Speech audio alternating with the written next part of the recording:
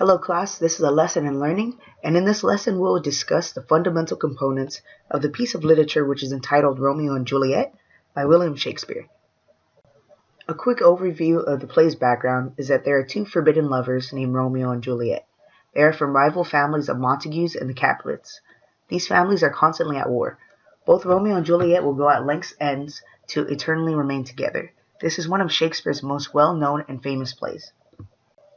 There are many characters within this playwright.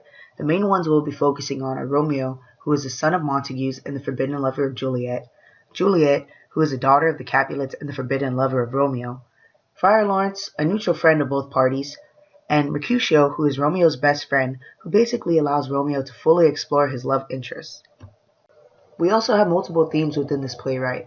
The ones we'll be focusing on include tragedy, which also correlates to the theme of death. Both families, as well as the individual characters, experience tragedy.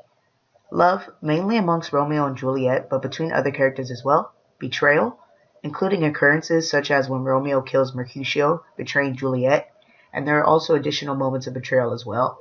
And last but not least, death. Now that you're more aware of the thematic sense of Romeo and Juliet, create a Venn diagram of both the pros and cons of why it is irrational for Romeo and Juliet to be in a relationship. If you are unfamiliar with how to construct a Venn diagram, an example is provided.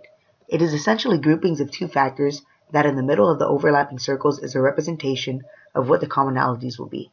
Go ahead and pause the video to complete this exercise. A brief quiz will be provided upon your arrival to class. You may use any notes that you took while viewing this PowerPoint. Although notes were not required to take, you may turn them in following the completion of your quiz during the next class session. You will be given additional credit for this.